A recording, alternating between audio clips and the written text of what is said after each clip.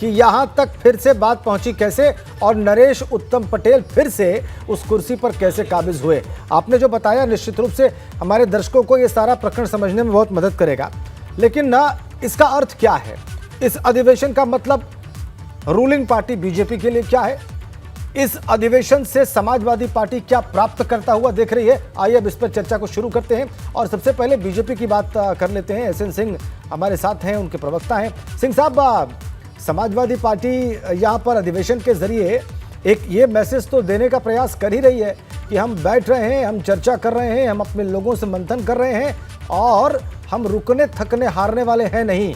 आप तैयार रहिए, हमारी चुनौती आपने 2022 में देखी, हमारा वोट फीसद देखा, हमारी बढ़ी हुई सीटें देखी, अब तैयार रहिए बढ़ी हुई चुनौती देखने के लिए। एसएन सिंह साहब। देखिए, हम लोग तो पहले से ही कहते थे ये वही सपा, एक सपा, इसमें कोई बदलाव नहीं है।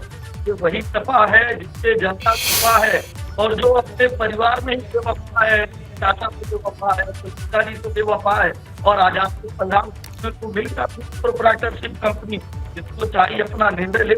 आदरणीय वीरेश जी भी अभी बता रहे थे कि कार्यकर्ता नहीं चाहते थे, सोशल मीडिया पे भी छाया हुआ है कि कार्यकर्ता चाहते थे एक परिवर्तन हो, लेकिन वो परिवर्तन नहीं किया गया। यही तो 1992 से होता चला आया है कि परिवार ही पार्टी और पार्टी ही परिवार है, कोई बदलाव होता नहीं है। इसी नाते घोर परिवारवादी का आरोप हम लोग क्यों लगाते हैं? क्योंकि अध्यक्ष और जो भी मुख्य तो परिवार से कहाँ है कोई सिंह साहब, परिवार के कहाँ किसी व्यक्ति को बनाया? आप तो नरेश उत्तम पटेल को बना दिया ना इस ऑब्जेक्शन के बाद। अब देखिए, राष्ट्रीय अध्यक्ष की घोषणा भी कल होगी, आपको दिख जाएगा कि प्रोप्राइटरशिप कंपनी किस तरह से परिवार के हिसाब से चलती है। 92 से 2017 तक आदरणीय मुलायम सिंह जी के हाथों में थी, 2017 के बाद आदरणीय अखिलेश जी के हाथ में है, फिर उनके बेटे के हाथ में रहेगी, फिर किसी और के हाथ में रहेगी। मूल प्रश्न ये नहीं है राजेंद्र जी, मैं एक चीज बताऊं कि कुछ दिन से इस बात को लेकर चर्चा चल रही थी कि समाजवादी पार्टी के लोग अब ये मानने लगे हैं कि समाजवादी पार्टी की जहाज डूब रही है, क्यों ना दूसरा रास्ता तलाशे। जब ये बात अखिलेश यादव जी को पता चला तो वो धीरे धीरे ये कोशिश करने लगे, कभी सड़क पे आने लगे, कभी विधानसभा में कुछ बात करने लगे जो कभी कुछ नहीं कहे। तो वो बचाने की जो एक कवायद है 15 दिन में आपको दिख जाएगा कि आज जो फैसला हुआ इसके नाते ये बड़ी टूट हो जाएगी जो टूट के महाने पे खड़ी हुई है। अच्छा, आप कह रहे हैं कि इससे और बड़ा संकट पैदा हो जाएगा नरेश उत्तम पटेल के प्रदेश अध्यक्ष बनने के बाद, आप ये कह रहे हैं? देखिए राजन जी, सोशल मीडिया में अभी से और एक तो बरेली के मुस्लिम ने कहा कि अगर ये घोषित नहीं होता है कि राष्ट्रीय अध्यक्ष कोई मुस्लिम होंगे तो निश्चित तौर पे हम लोग जो है दूसरा दरवाजा देखने के लिए बाध्य हैं और स्वतंत्र भी हैं। तो आप बताइए, यम और वाई में अगर आप बंटवारा कर देंगे, सिर्फ वाई होगा, यम को नहीं मिलेगा, तो जाहिर तौर पे अब मुझे लगता है कि चतुर्वेदी जी को चर्चा में लेके आते हैं। आपके जो जितने भी यहाँ पर आशंकाएं हैं समाजवादी पार्टी को लेकर, इसका उत्तर वही दे सकते हैं। चतुर्वेदी साहब, वीरेश जी ने जो बताया, हमारे ब्यूरो चीफ हैं, वहीं ग्राउंड पर हैं और जो रिपोर्ट कर रहे हैं, और उसमें जो जोड़ दिया एसएन सिंह ने, इससे आप कितना इत्तेफाक रखते हैं? आपकी जानकारी क्या है, आप क्या बताएंगे दर्शकों को?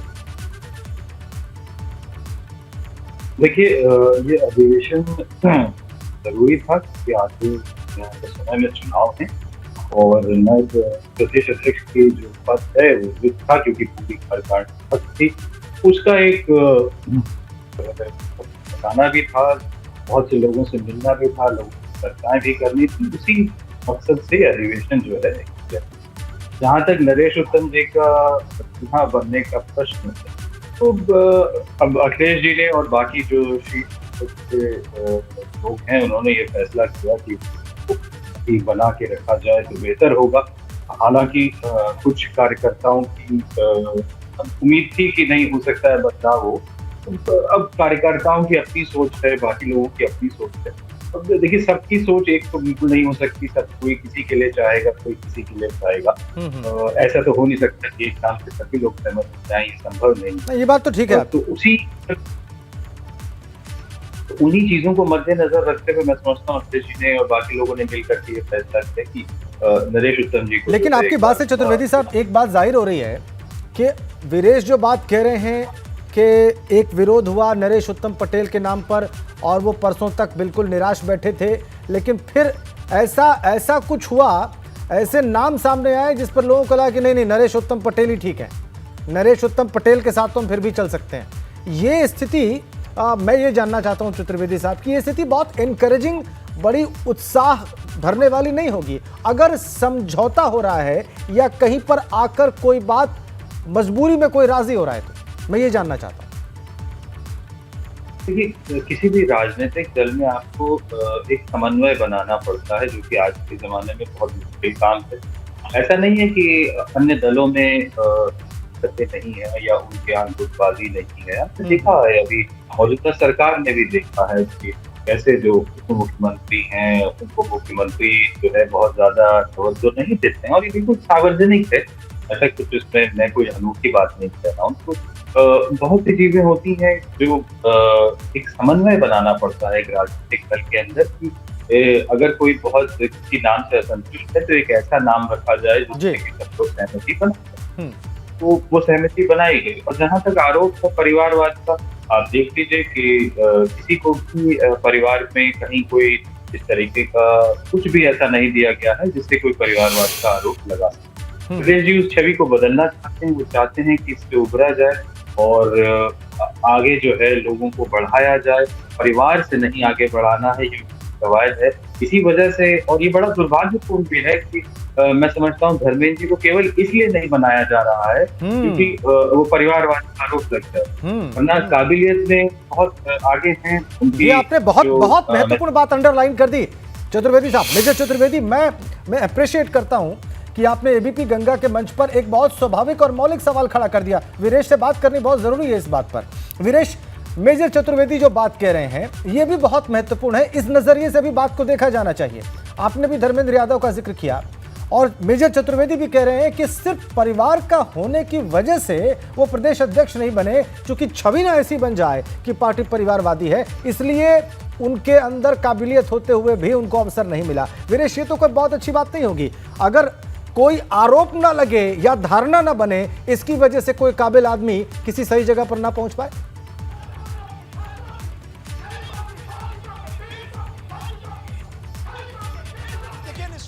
मुलायम सिंह यादव की जो पार्टी है, जो डीएनए है, उससे इतर अखिलेश यादव ने नेतृत्व करने के साथ ही दो चीजों पर बेहद ध्यान दिया। ये पार्टी परिवारवादी होकर न रह जाए, इसलिए परिवार के ऊर्जावान, क्षमतावान और जो शानदार लोग हैं उन्हें अलग थलग कर दिया, उनकी भूमिका को कम कर दिया। और साथ ही साथ उन्होंने ये भी ध्यान रखा कि गुंडे, बदमाशों की पार्टी और हुड़दंगियों की पार्टी ये न रह जाए। कोशिश किया अखिलेश यादव ने, इससे इनकार जो समीक्षक है वो भी नहीं कर सकते। कोशिश किया, वो कितना सफल हुआ नहीं हुआ ये बहस का विषय हो सकता है और वो देखने को भी मिलता है, लेकिन कोशिश किया, इससे इनकार कोई नहीं करता। लेकिन मैं आपको बताऊं कि परिवार के अंदर धर्मेंद्र यादव को लेकर सर्व स्वीकार्यता, धर्मेंद्र यादव को लेकर पार्टी के अंदर सर्व स्वीकार्यता, उनकी क्षमता को लेकर सर्व स्वीकार्यता, ये सभी के दिमाग में है कि धर्मेंद्र यादव बने होते शिवपाल यादव के तर्ज पर तो पार्टी का रुख, पार्टी का अंदाज और अच्छा होता। जैसे कंधे से कंधा मिलाकर शिवपाल यादव ने समाजवादी पार्टी को खड़ा किया मुलायम सिंह यादव के कंधे से मिलाकर, उसी तरीके से अखिलेश यादव के कंधे से कंधा मिलाकर धर्मेंद्र यादव ऐसा करते तो पूरी पार्टी खड़ी हो सकती थी। लेकिन धर्मेंद्र यादव के नाम पर विचार अखिलेश यादव ने नहीं किया। और मैं आपको बताऊं कि रही बात अखिलेश यादव की, तो अखिलेश यादव को सबसे ज्यादा भाने वाले लोग स्वामी प्रसाद मौर्य, रामचल राजभर, लालजी वर्मा, इंद्रजीत सरोज जो बसपाई रहे, जो मुलायम सिंह यादव को घोर विरोधी रहे, जिन्होंने मुलायम सिंह यादव का प्रबल विरोध किया, मायावती का साथ दिया, मायावती के कट्टर समर्थक रहे, घोर काशीरामवादी रहे, वो सभी उन्हें प्रिय रहे और इन सभी को वो बनाना चाहते थे। लेकिन क्यों कि नरेश उत्तम पटेल को लेकर पार्टी के अंदर विरोध था।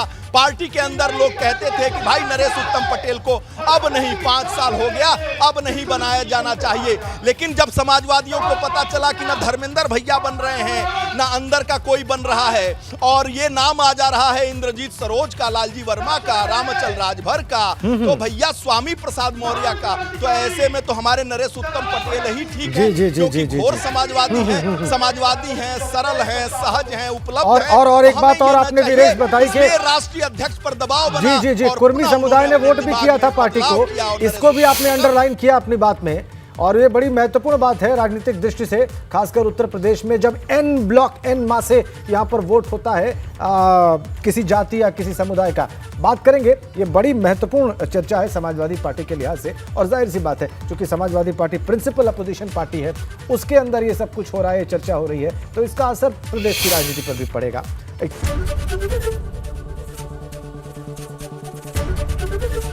एबीपी गंगा, खबर आपकी, जुबान आपकी।